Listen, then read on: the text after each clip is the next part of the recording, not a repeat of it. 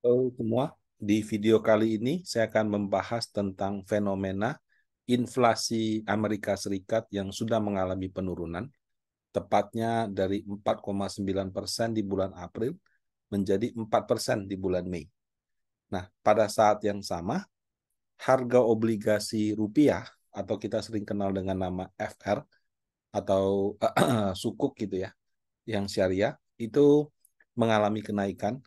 Pada saat yang sama, harga obligasi negara sama-sama terbitannya sama yang FR dan suku tadi, tapi kali ini mata uangnya dolar atau dikenal dengan Indon, malah mengalami penurunan. Nah, kenapa bisa terjadi fenomena seperti ini? Mari kita bahas lebih lanjut di video berikut ini. Nah, teorinya ya, kalau kita baca buku teori, eh, suku bunga turun, harga obligasi naik. Sebaliknya, kalau suku bunga naik, harga obligasi turun. Pada prakteknya, suku bunga itu berubahnya setiap bulan. Itu pun tergantung hasil rapat Bank Sentral. Kalau di Indonesia namanya Bank Indonesia, kalau di Amerika namanya The Fed, Federal Reserve. Uh, Rapatnya kan setiap bulan sekali. Bisa saja nggak berubah. Tapi kok harga obligasi berubah setiap hari gitu. Nah, karena kalau di obligasi yang dilihat oleh para fund manager atau pengelola dana itu adalah yield-nya. Jadi kalau teorinya bunga turun harga naik, kalau teorinya itu teori ya, kalau prakteknya yield turun harga naik. Nah, jadi yang kami perhatikan sebagai fund manager biasanya selalu di yield, bukan di harga. Nah, kalau harga obligasi naik, mungkin Bapak Ibu ya taunya harga obligasi naik gitu ya. Tapi kalau bagi fund manager kami lebih suka menggunakan kata-kata yield obligasi turun. Kata turun itu menyerapkan hal yang negatif, tapi kalau di obligasi sebaliknya. Kalau yield turun itu good news. Nah, apa yang terjadi ketika suku bunga acuan itu ditahan? Kayak Indonesia kan, BI rate kita kan sudah 5,75% selama beberapa waktu. Atau berpotensi turun. Ada spekulasi-spekulasi bahwa ke depan itu bisa turun. Biasanya kalau terjadi kondisi seperti ini, yield obligasi juga akan mengikuti apakah bunga ditahan atau bunga berpotensi turun tersebut. Jadi kalau dilengkapin teorinya ya, uh, suku bunga itu tergantung inflasi.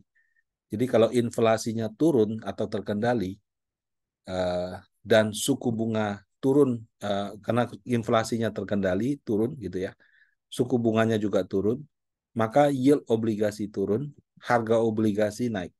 Sebaliknya kalau inflasinya naik atau tidak terkendali, suku bunganya naik gitu ya, yield obligasi naik, maka harga obligasi turun. Ya ini cuma teori-teori saya aja sih, nggak ada di buku ya. Ini mungkin lebih ke praktek di lapangan kurang lebih seperti itu. Nah, kadang-kadang Bapak Ibu, penurunan suku bunga itu, jadi kan di sini kan syaratnya inflasi turun, suku bunga turun. Nah, kadang-kadang suku bunga tidak turun, tapi inflasinya sudah turun. Jadi yang atas kan inflasi turun, suku bunga turun. Suku bunganya nggak berubah, inflasinya turun. Nah, itu saja bisa memicu penurunan yield obligasi. Nah, kenapa? Karena orang berpikir tujuan daripada suku bunga itu yang utama adalah mengendalikan tingkat inflasi. Nah, kalau misalnya inflasinya sudah turun, maka soal waktu saja suku bunga juga akan mengikuti. Nah, karena suku bunga itu selalu kebijakan yang keluar terlambat, kadang-kadang disebut juga lagging indikator. Jadi lagging itu ibaratnya indikator yang keluar setelahnya. Jadi yang terlambat lah gitu ya. Nah, karena dia terlambat, orang kalau mau kelola fund kan harus selangkah di depan orang. Mungkin orang-orang yang mencoba untuk mendahului market itu berfokus pada leading indikator, jadi yang mendahului disebut salah satunya adalah inflasi. Jadi dalam konteks obligasi gitu ya, itu suku bunga bisa dibilang indikator yang terlambat. Jadi kalau kita mau buy atau sell berdasarkan suku bunganya berapa, biasanya sudah terlambat. Kenapa? Karena orang waktu lihat data inflasi keluar sebelum suku bunga diumumkan, orang sudah bereaksi duluan. Nah, kurang lebih seperti itu. Nah, balik ke contoh kasus yang saya sebut di depan, inflasi US dari 4,9% di bulan April menjadi 4% di bulan Mei. Datanya itu keluar 2 minggu setelahnya.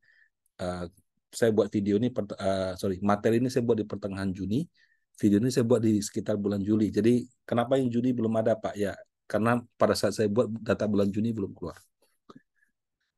Apakah penurunan inflasi di US itu membuat yield obligasi Indonesia ikut turun? Kalau yang yield Indonesia, iya turun, Bapak Ibu. Jadi kalau kita lihat, ya awal tahun itu angkanya sempat mencapai 7%, 2 kali ya. Sekali di awal tahun, jadi sambungan dari tahun lalu. Itu karena tahun lalu suku bunga naik terus. Kemudian di Maret juga sempat sekali mendekati 7%. Tapi sejak dari Maret sampai dengan Juni, itu sudah mencapai 6,2%. Di bulan Juli ini bahkan sempat 6,1. Jadi memang terjadi penurunan yield obligasi yang signifikan. 1% yield turun itu very significant di dalam harga obligasi. Obligasi yang 10 tahun itu mungkin bisa kenaikan harganya 5-6%. Obligasi yang lebih panjang kenaikannya bisa lebih tinggi daripada 5-6%. Jadi pada saat terjadi penurunan inflasi di US, bahkan sebelum turun sih, karena berita inflasi itu kan keluarnya di sekitar sini. Ya, sementara yieldnya sudah turun dari bulan Maret. Nah, ya karena mungkin yang orang lihat itu sudah bukan inflasi lagi, tapi ekspektasi inflasi. Karena inflasi juga punya ekspektasi. Jadi kalau kita anggap inflasi itu leading, mungkin lebih leading lagi itu ekspektasi inflasi. Jadi memang terjadi penurunan yield yang signifikan pada obligasi FR, sehingga orang-orang yang investasi reksadana fixed income dari awal tahun itu menikmati keuntungan yang cukup signifikan.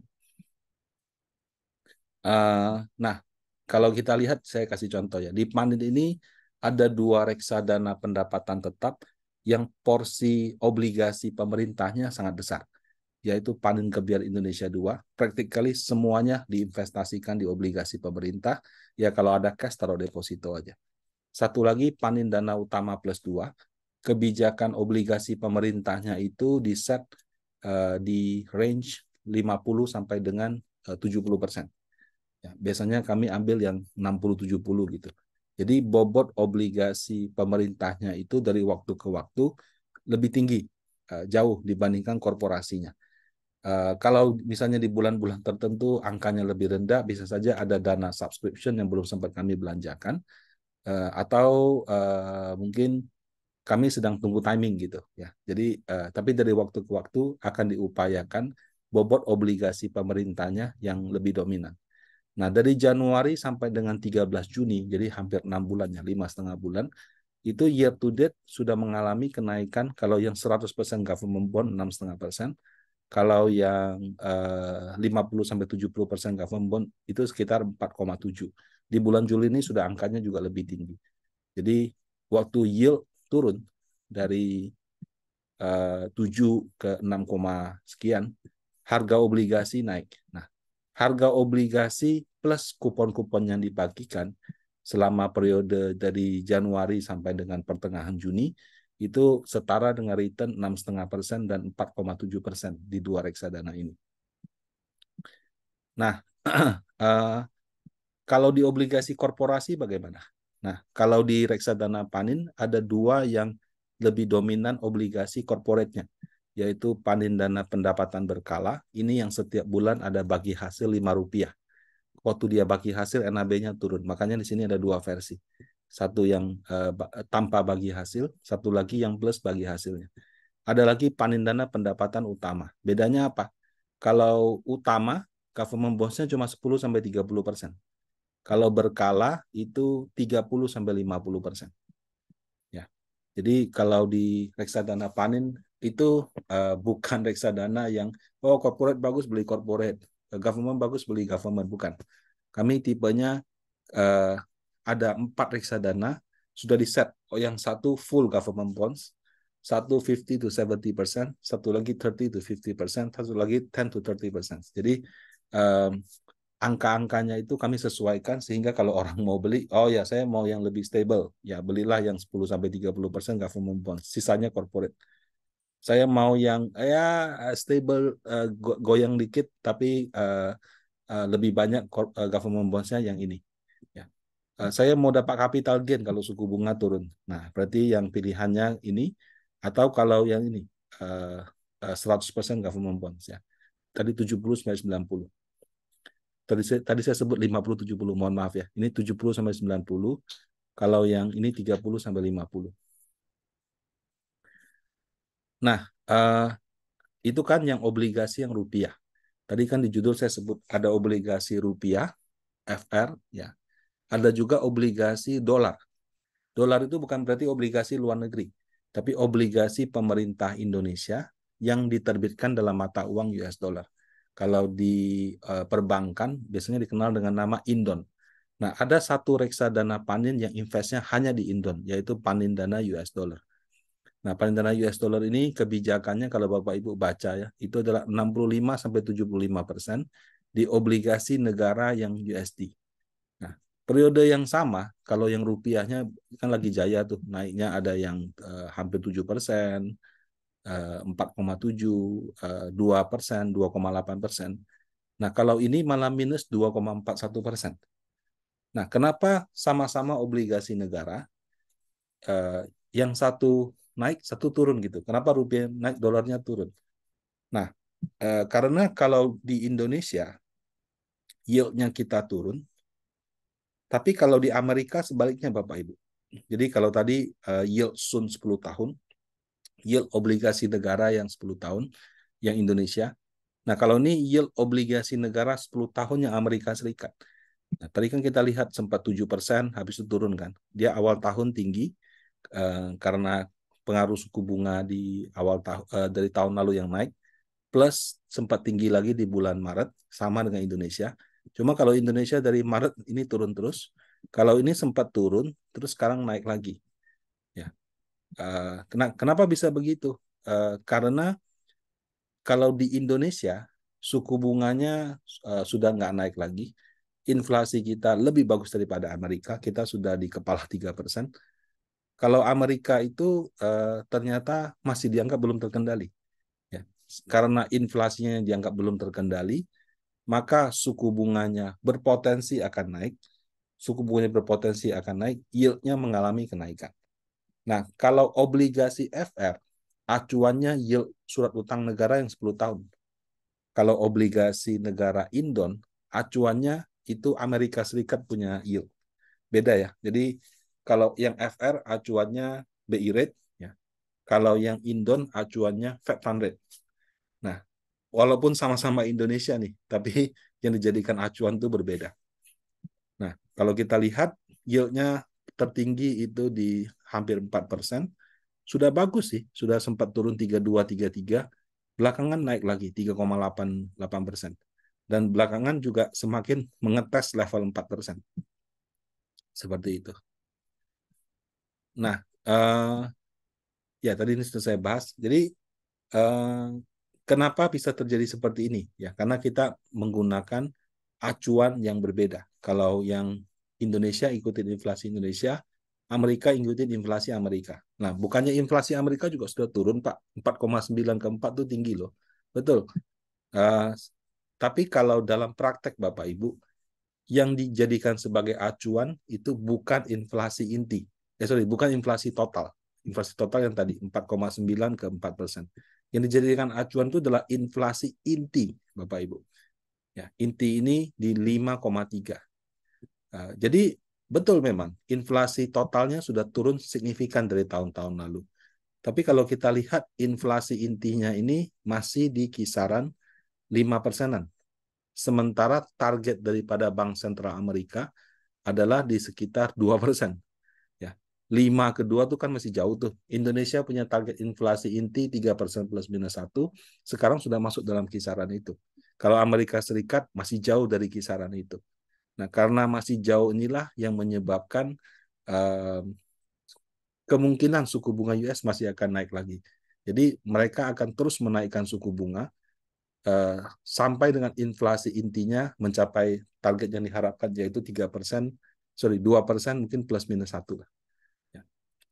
Tapi kalau naikin suku bunga, terus bank bermasalah gimana Pak? Sudah terjadi kan, Silicon Valley Bank bermasalah. Ada beberapa bank di US bermasalah. Well, itu harga daripada suku bunga yang tinggi. Makanya dalam mengambil keputusan memang tidak bisa hanya satu faktor. Tapi mandat dari undang-undang bagi bank sentral itu adalah mengendalikan inflasi. Jadi mereka memang lebih fokus pada bagaimana supaya inflasi terkendali. Apa sih Pak bedanya inflasi total sama inflasi inti? Ya, saya kasih analogi itu kayak gini Bapak Ibu. Jadi misalnya kalau inflasi total berarti semua harga barang. Kalau kita analogikan makanan gitu ya. Inflasi inti itu seperti harga kita makan di warteg. Inflasi total itu seperti harga makan di warteg plus harga daging ayam, plus harga telur, plus harga bawang, dan lain-lain. Nah, yang terjadi sekarang Bapak Ibu, uh, memang betul ada perang Rusia-Ukraina. Ya, waktu COVID ada gangguan supply demand. Tapi basically karena sudah begitu lama, harga minyak sudah turun, harga ayam mungkin sudah turun, harga bawang sudah turun. Jadi harga-harga komoditinya sudah turun. Tapi harga di warteg itu masih tetap mahal. Jadi kenapa kok harga ayam sudah turun, harga ini sudah turun, tapi harga makanan di wartegnya masih tetap tinggi. Nah itu karena selama masa pandemi kalau di Amerika itu terjadi perubahan yang struktural, gitu. Di mana banyak orang work from home, uh, kemudian pada saat ekonominya dibuka lagi, sebagian mungkin sudah terlalu nyaman kerja di rumah karena dapat subsidi pemerintah. Sebagian lagi para pebisnis itu tidak bisa mereplenish ya. Jadi mengisi jumlah tenaga kerjanya. Jadi misalnya kalau dulu karyawannya 100, waktu pandemi dipecat tinggal 30. Sekarang mau balik ke 100 lagi susah. Kenapa? Karena persaingan untuk memperebutkan tenaga kerja itu begitu ketat. Kenapa bisa begitu? Karena angka pengangguran di US itu sekarang terendah dalam sepanjang sejarah.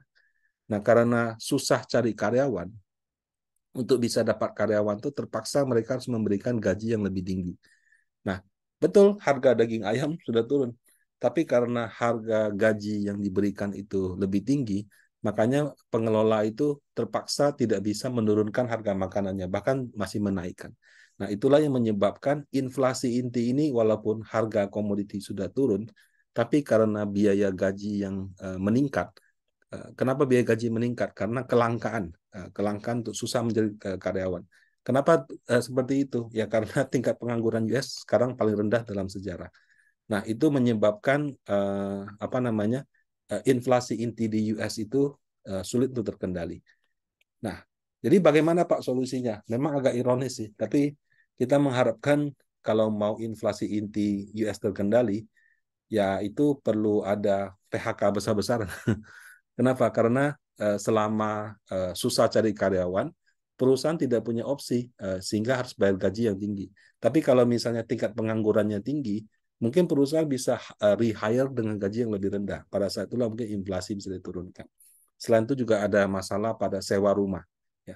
Sewa rumah itu meningkat selama pandemi karena banyak orang work from home, dan setelah itu pun ternyata tidak bisa turun. Nah, biaya sewa yang tinggi, gaji yang tinggi, itu menjadi masalah tidak hanya di Amerika, juga di beberapa negara maju lainnya. Nah, itu yang menyebabkan tingkat inflasi inti itu belum terkendali hingga saat ini. Kita bersyukur untuk Indonesia di bawah pemerintahan Pak Jokowi, tingkat inflasi kita bisa dikatakan salah satu yang paling bagus manajemennya di dunia. Nah, demikian. Semoga tingkat inflasi US cepat-cepat turun, sehingga yang naik tidak hanya obligasi yang rupiah FR, tapi juga obligasi rupiah yang Indon. Demikian video ini, semoga bermanfaat. Terima kasih.